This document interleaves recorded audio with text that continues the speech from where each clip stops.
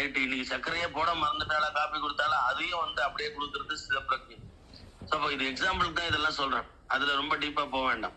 So அப்போ இன்னைக்கு தொட்டுக்க இருக்கா, ரைட்டு, தொட்டுக்கவே இல்லையா, அதுவும் ரைட்டு. இன்னைக்கு தலகாணி இருக்கா, இல்ல ஓகே, இல்ல பெட்டே இல்ல தரையில படுத்துக்கணுமா, அது ஒரு துண்டை விரிச்சு தலையில படுத்துக்கிறது. ஸோ அப்படி எந்த சமயத்திலையும் நம்மள வந்து நமக்கு இது இருந்தாதான் அது இருந்தாதான், எனக்கு அப்பளம் பொரிச்சாதான் நான் வந்து ரசஞ்சாதம் சாப்பிடுவேன், தொட்டுக்க இருந்தாதான் ரசஞ்சாதம் சாப்பிடுவேன் அப்படின்னு இல்லாம எந்த சமயத்திலையும் நம்மள வந்து நம்ம ஸ்டடி பண்ணிக்கிறது தான் சிதப்பிரஜன். அந்த அந்த இடத்துல அதை அக்செப்ட் பண்ணிக்கணும். இல்ல இல்லையா, இட்ஸ் ஓகே அப்படின்னு அக்செப்ட் பண்ணிக்கணும். ஸோ இது மாதிரி ஈஸி இல்லை. ப்ராக்டிக்கலா நமக்கு எந்த இடத்துல நம்ம வந்து பரவாயில்ல அட்ஜஸ்ட் பண்ணிக்கிற மாதிரின்னா, வெளியில மற்றவாழ்கிட்ட தேர்ட் பர்சன்ட் நடிப்போம். நம்ம வீடுன்னு வரும்போது அது ஏன் இல்ல, அதுன்னு நான் ஒத்துக்க முடியாது. உனக்கு நீ சப்பாத்தி பண்ணும் போதே தெரியல, பூரி பண்ணும் போதே பூரிக்கு மசாலா ஒன்று வேணும்னு தெரியாதா? அதுக்கு உருளைக்கிழங்கு இல்லைன்னு சொன்னேன்னா, எனக்கு பூரினா மசாலாவோட தான் வேணும், அப்படித்தான் சாப்பிடுவேன். இப்படி ஒரு சண்டை போட்டு நம்மள்கிட்ட க்ளோஸா இருக்கிற இடத்துல நம்மளோட அந்த உண்மையான முகத்தை காட்டுவோம். வேற யாருவா வீட்டுக்கா போகும்போது ஒன்னும் பரவாயில்ல, நான் எல்லாம் எனக்கு ஒன்னும் அட்ஜஸ்டபிள் தான், அவர் பாரு எவ்வளவு இடத்துலயும் நம்ம வீட்டுல வந்து அட்ஜஸ்ட் ஆயிருக்கான்னு நினைச்சுப்பா. வெளியில நடிப்போம். அப்ப நமக்குன்னு சுபாவம் காட்டுற இடத்துல அங்க நம்ம உண்மை முகத்தை காட்டும். சில பேர்லாம் பாத்தீங்கன்னா வந்து என்னன்னா, ஆச்சாரம்ன்றது வந்து தேர்ட் பர்சன்ட் ரொம்ப நான் வந்து இந்த மாதிரி எத்தனை ஒரு நாளைக்கு 4 வாட்டி குளிப்பேன் தெரியுமோ அப்படி அப்படின்னு ஆச்சாரத்தை வெளியில காட்டுவா. இவா பார்த்தீங்கன்னா வந்து ஹோட்டல்ல வாங்கி வச்சு சாப்பிடுவா, வீட்டுல அந்த ஸ்விக்கியில ஆர்டர் பண்ணி. அப்போ அந்த ஆச்சாரம்ன்றது வந்து ஒரு தேர்ட் பர்சன்ட் நம்மள ஷோ காட்டுறதுக்காக மட்டும் இருக்கிற மாதிரி. ஸோ அப்ப இது ஒரு ஒண்ணுமே நான் ஒரு எக்ஸாம்பிளுக்கு தான் சொல்றேன். அப்ப ஸ்தித பிரஜன்னா எப்படின்னா, எந்த சூழ்நிலையிலையும் எங்க நம்ம கோபத்தை காட்டுறதுக்கு உரிமை இருக்கு, காட்டலான்ற இடத்துல கண்ட்ரோலா இருக்கணும். என்னோட ஆபீஸ் பாஸ் கிட்ட போய் நான் காட்ட முடியாது கோபத்தை என்னும்போது, அவர் என்ன நம்ம ரொம்ப திட்டும் போது கூட ஓகே சார் ஸ்மைல் பேச அப்படியே காட்டிண்டே no okay sir it's okay அப்படின்ற மாதிரி அட்ஜஸ்ட் பண்ணிக்கிற மாதிரி பண்ணிக்கிறதுன்றது பெருமை இல்ல. உனக்கு கோபத்தை காட்டக்கூடிய இடம் உன் வீட்டுல காட்டலாம், திடீர்னு ஒரு அடி கூட விடலாம், அப்படின்ற இடத்துல நீ கண்ட்ரோலா இருந்து காட்டணும். ஸோ அதுதான் அங்க கஷ்டம்.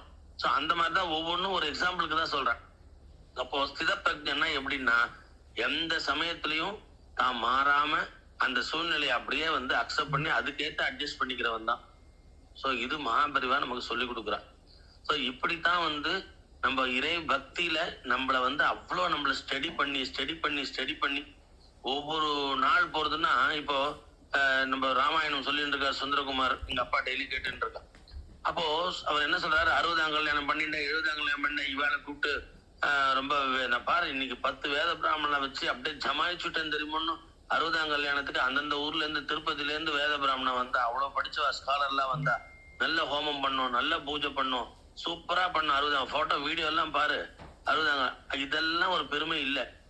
வயசு ஏற ஏற எந்த பக்குவம் உனக்கு வந்தது டுவர்ட்ஸ் காடை நோக்கி, எந்த வேண்டான்னு விட்ட. காசியில போய் சும்மா காசிக்கு போயிட்டு வந்தேன், அப்ப ஏதாவது ஒரு காய் விடணும்னு சொன்னா, பழம் விடணும்னு சொன்னா, அதை விட்டு வந்தேன்னு சொல்ற அந்த இடத்துல என்ன தாற்பயம்னா, இந்த காயோ இந்த பழத்தோ நம்ம லைஃப்ல சாப்பிடக்கூடாதுன்னு சொல்லி நம்ம அதை ஃபாலோ பண்ணி உட்காந்துருக்கோம். அது அர்த்தம் இல்லை. அங்க உன்னோட பேட் குவாலிட்டிஸ் உங்ககிட்ட இருந்ததுன்னா, பிறந்ததுல இருந்து சுபாவமா இருந்ததுன்னா, அதை ஒண்ணு விட்டியா, இனிமேல் பர்ஃபெக்ட் ஆனியா, டுவர்ட்ஸ் காடை நோக்கி ஸ்டெப் எடுத்து வச்சியா, வெறும் பஞ்சகஞ்சம் கட்டிட்டு குடும்பி வச்சுட்டா ஒண்டி உடனே வந்து வெளி உலகத்துக்கு வேணா அது வந்து ஒரு உயர்ந்ததான இதுவா இருக்கும்.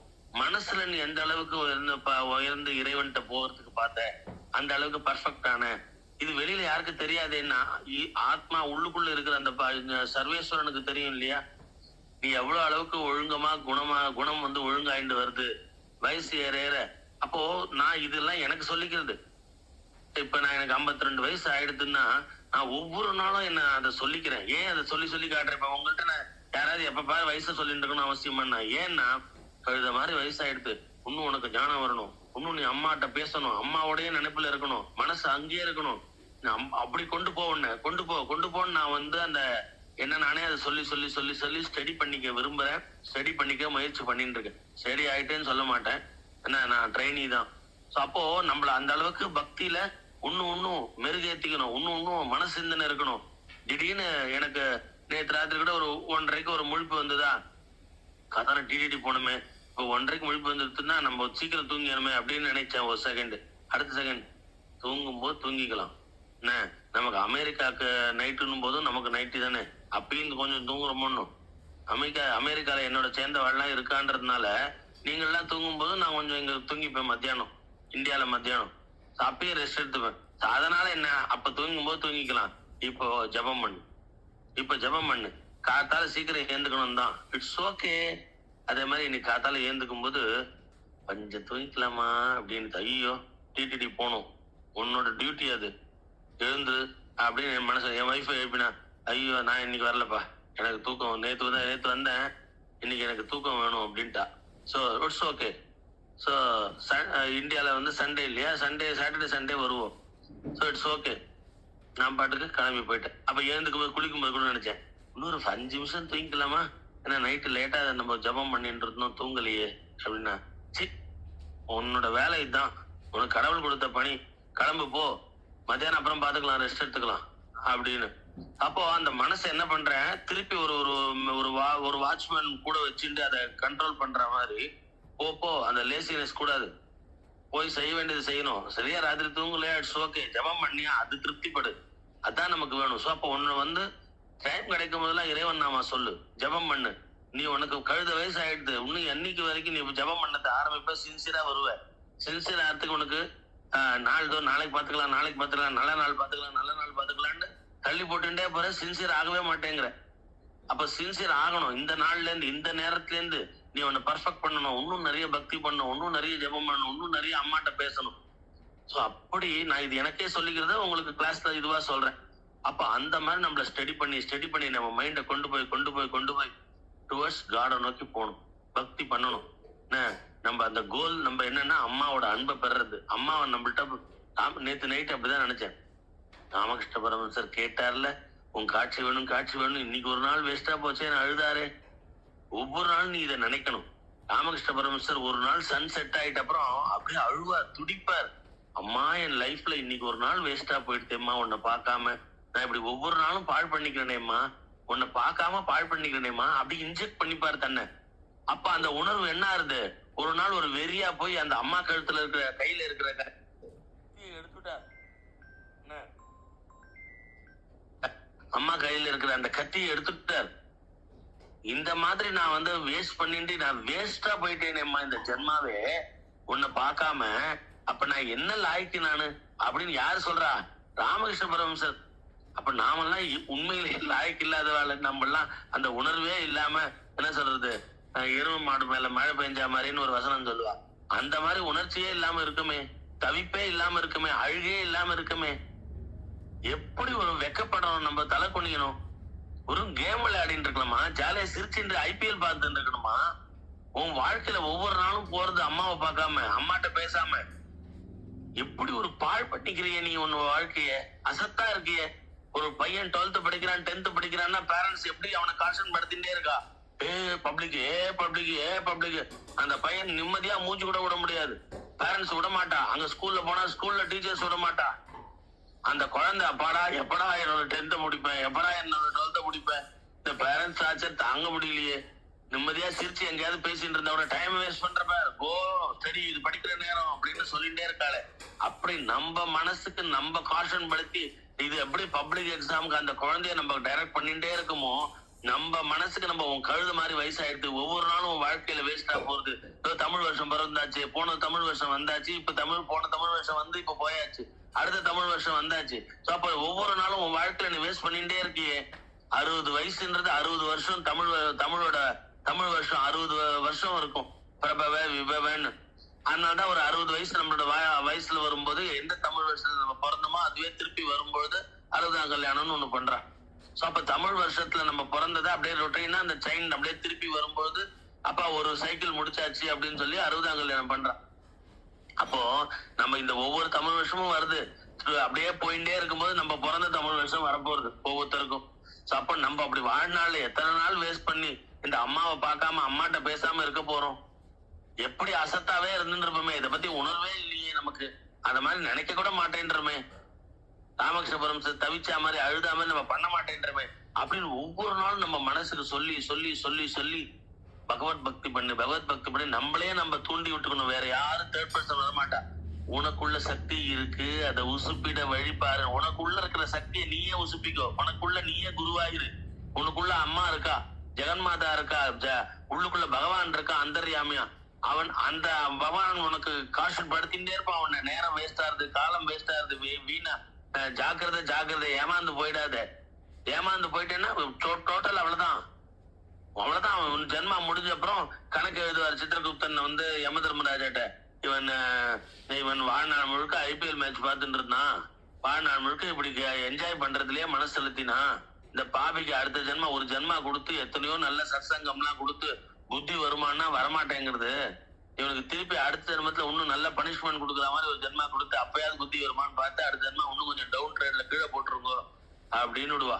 அப்ப இன்னொரு ஜென்மா வந்து வேற மாதிரி நாயா பிறவிந்து ரோட்ல தெரிஞ்சுட்டு இருக்க வேண்டியதான். எல்லாரும் கழுவிட்டு அடிப்பா சொறி நாயா இருந்தா.